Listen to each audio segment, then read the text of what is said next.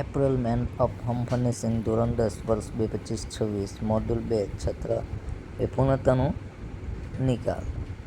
મિત્રો આગળ પણ મેં વિડીયો જે બનાવ્યા છે હવે સેમેસ્ટર વાઇઝ હું બનાવું છું, જે છત્ર વાઇઝ છે મોડ્યુલ હિસાબે છે વારંવાર.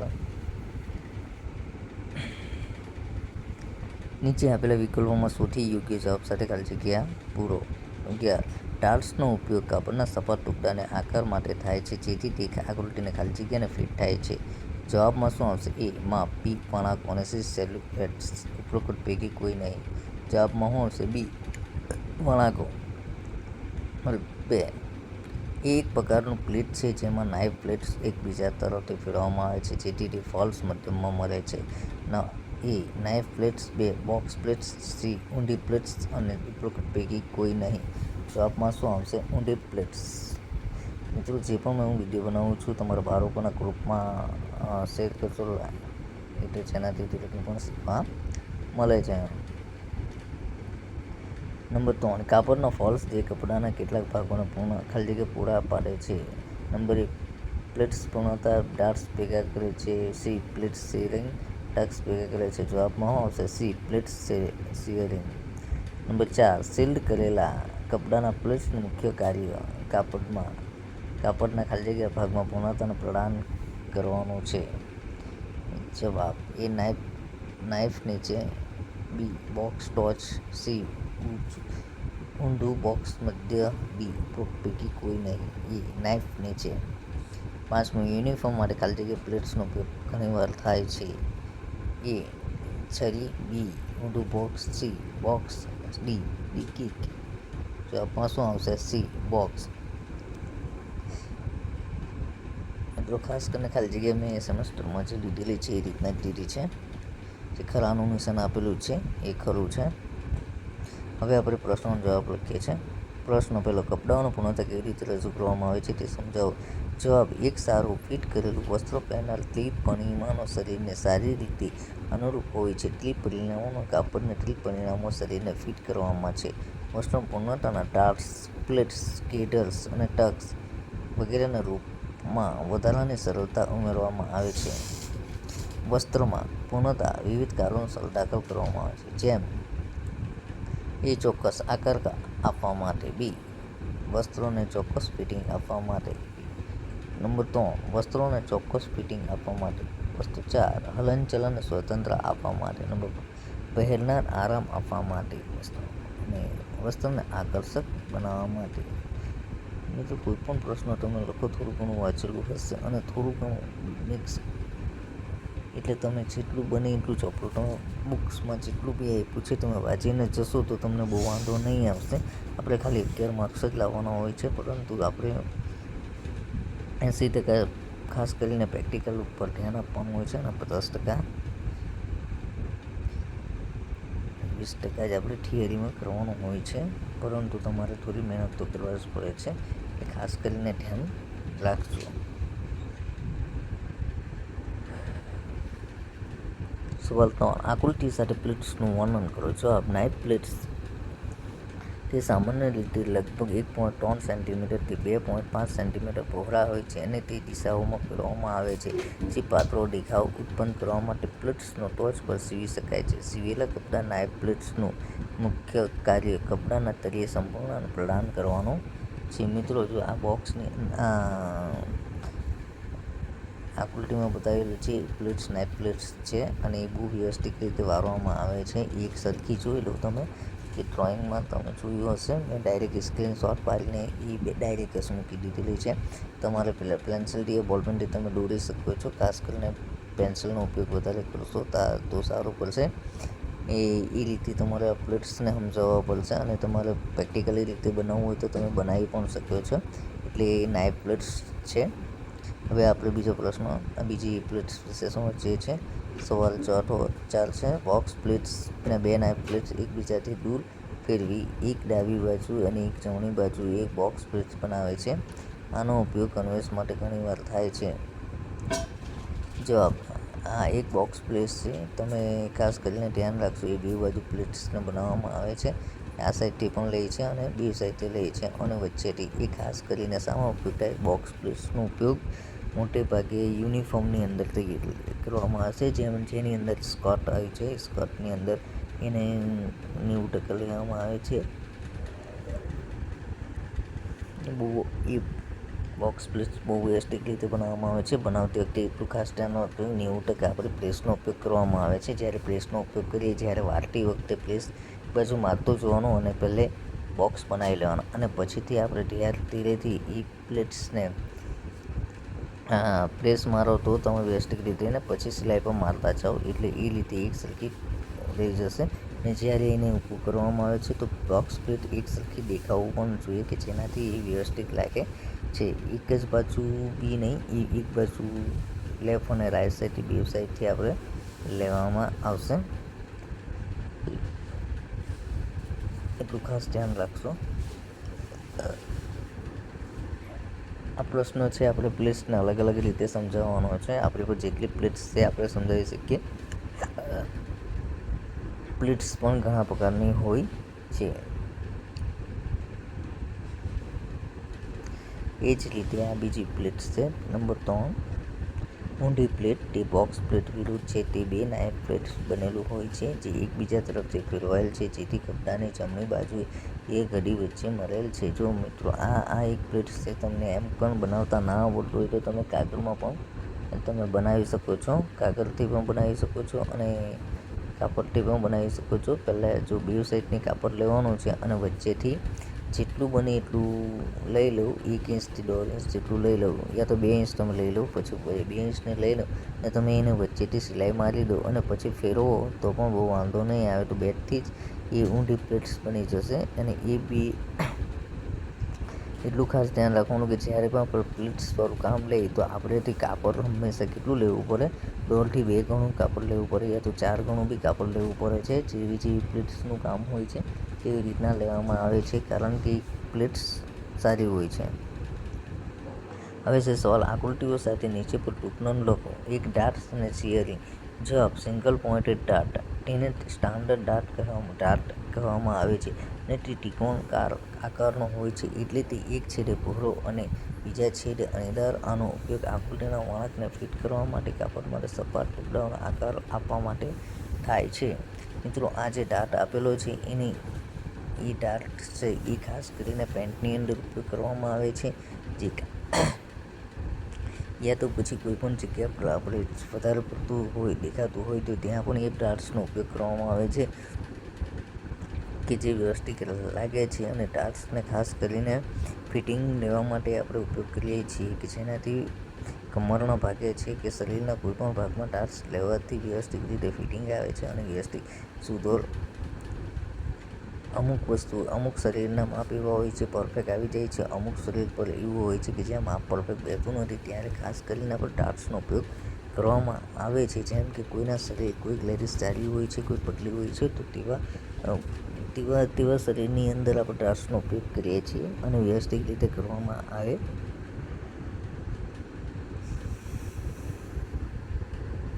Double pointed dart. ટીસ મધ્યમાં પહોળો અને બંને છેડે અણીદાર હોય છે. તે આકૃતિમાં બતાવ્યું એનો ઉપયોગ વન પીસ ડ્રેસની કમરની રેખા ઉપર થાય છે. મિત્રો આ ડાર્ટ્સનો ડ્રેસની અંદર ઉપયોગ થાય છે, ખાસ કરીને શર્ટની અંદર પણ ઉપયોગ થાય છે. એક શર્ટમાં તમને બહુ ખ્યાલ ના હોય તો કદાચ અગાડી અત્યારે પેટર્ન અત્યારે નથી ચાલતી, પરંતુ આની અગાડી પેટર્ન ચાલતી હતી ત્યારે શર્ટમાં પાછળના ભાગમાં શર્ટની અંદર પણ જેવી રીતના આ ડાર્ટ્સનો ઉપયોગ કરવામાં આવે છે, એવી જ રીતે લગભગ ડ્રેસની અંદર પણ ઉપયોગ કરવામાં આવે છે. ઘણા વસ્ત્રોની અંદર ડાર્ટ્સનો ઉપયોગ 90% કરવામાં આવે છે. બ્લાઉઝની અંદર પણ ડાર્ટ્સનો ઉપયોગ કરવામાં આવે છે, પણ અમુક ડાર્ટ્સ અલગ હોય છે, કે જેમાં જે ઉપયોગ લાગુ પડતું હોય તે જગ્યા પર જ આપણે ઉપયોગ કરીએ તો વધારે સારું અને યોગ્ય લાગે છે.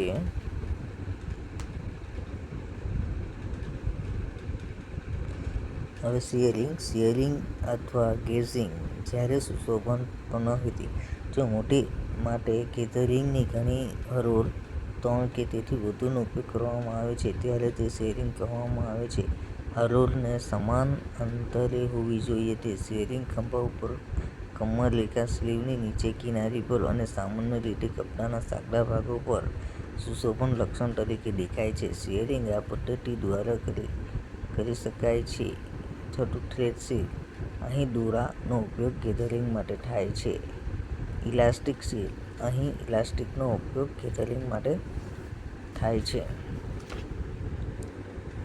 જો મિત્રો, આ એક ગેધરિંગ વસ્તુ બતાવેલું હોય છે અને ગેધરિંગ કરતી વખતે એટલું ધ્યાન રાખવાનું કે છે આપણે ઇલાસ્ટિક રીતે બી લગાવી શકીએ, તેને પણ ગેધરિંગ કહેવાય છે. અગર બીજું વસ્તુ કે આપણે જ્યારે પણ ગેધરિંગ કરવા માટે કાપડ બહુ ઘણું જાય છે, એટલું ધ્યાન રાખવાનું કે જ્યારે પણ કોઈ ગેધરિંગ કરીને બનાવીએ તો આપણે કમસે કમ 10 મીટર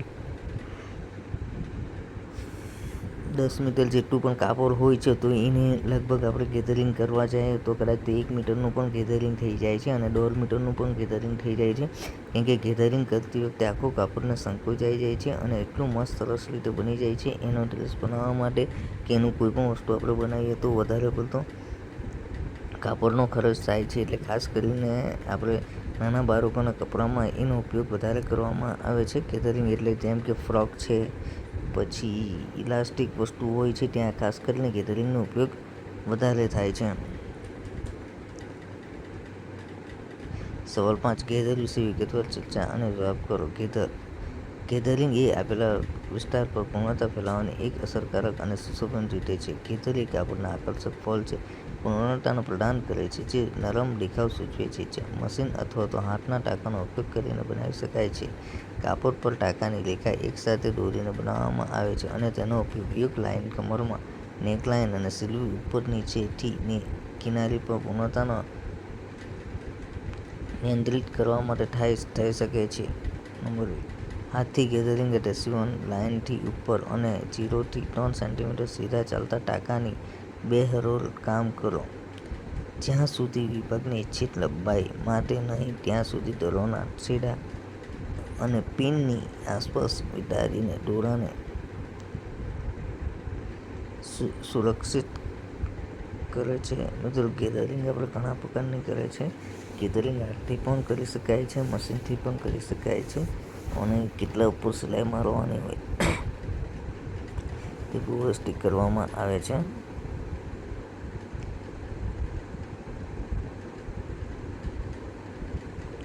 મિત્રો, ખાસ કરીને વિડીયો પૂરેપૂરો જોજો, જેનાથી તમે સ્ક્રિપ્ટ ન કરતા પૂરેપૂરો વિડીયો જોશો તો તમને પૂરેપૂરો ખ્યાલ પણ આવશે કે જે વિડીયો ખાલી જોઈ લેવાથી જો તમે આરામથી પાસ થઈ જશો. એટલે વ્યવસ્થિત રીતે મિત્રો આ મારો વિડીયો જે ખરો છે એ બીજા બાળકોના ગ્રુપમાં પણ મોકલજો, જેનાથી શેર કરો, લાઈક કરજો અને સબસ્ક્રાઈબ પણ કરજો કે જેનાથી મારા જે નવા વિડીયો બનાવું છું તેમાં તમને સપોર્ટ મળી રહે છે. ખાસ કરીને વીટી મિત્રોને ખાસ વિનંતી છે કે જો તમને સમય અને થી મળતા હોય તો વોટ્સઅપ ગ્રુપની અંદર પણ તમે પોતાના બાળકોના ગ્રુપમાં નાખી શકો છો, જેનાથી તમે આરામથી એ લોકો પાસ થઈ શકે છે અને તમારે મહેનત કરવાની જરૂર પણ નથી પડતી.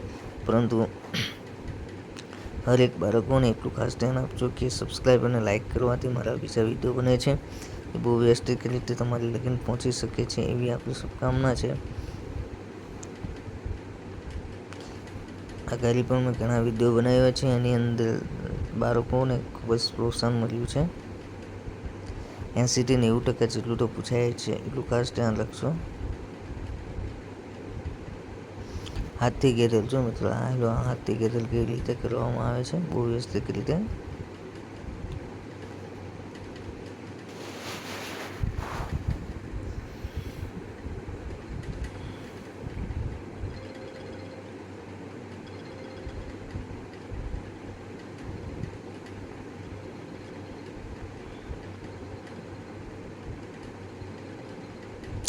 હાથથી ગેધર. મશીનની ગેધરી લાંબા ટાંકા માટે મશીનને ગોઠવીને કાપડને સીધી બાજુએ સીવવાની લાઇન બનાવે છે. પરના તાણને થોડું ઢીલું કરો. હવે 0.6 સેન્ટીમીટર અંતરે મશીનથી ટાંકાની 2 હરોળ બનાવો અને બોબિનનો દોરો એકસાથે ખેંચીને પૂર્ણતાને સમાનરૂપે વિતરિત કરો. આ ખાસ કરીને મશીન ઉપર હોય છે અને ઇલાસ્ટિક વચ્ચેથી લગાવવામાં આવે છે. ઇલાસ્ટિક લગાવ્યા પછી આ રીતે મારી દેવામાં આવે છે.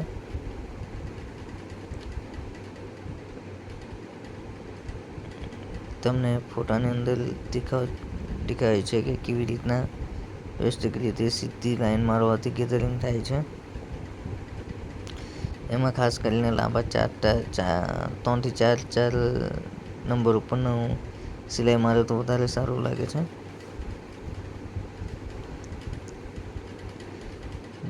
ગેધરિંગ બહુ વ્યવસ્થિત રીતે અને સરસ રીતે બનાવવું હોય તો થઈ શકે છે. શેરિંગ અને ગેઝિંગ જ્યારે પણ સુશોભનપૂર્ણ હિત માત્ર ગેધરિંગની ઘણી હરોળ છે 3 કે તેથી વધુનો ઉપયોગ કરવામાં આવે છે. તેને શેરિંગ કહેવામાં આવે છે. હરોળ સમાન અંતરે હોવી જોઈએ. શેરિંગને ખભા કામ રેખા અને સ્લીવની નીચે કિનારી પર સામાન્ય રીતે કપડાના સાંકડા ભાગો ઉપર સુશોભન લક્ષણ તરીકે દેખાય છે. શેરિંગ પદ્ધતિ દ્વારા કરી શકાય છે અને વ્યવસ્થિત રીતે કેટલી સિલાઈ 4 સિલાઈ બી મારી શકો છો અને 5 સિલાઈ પણ મારી શકો છો.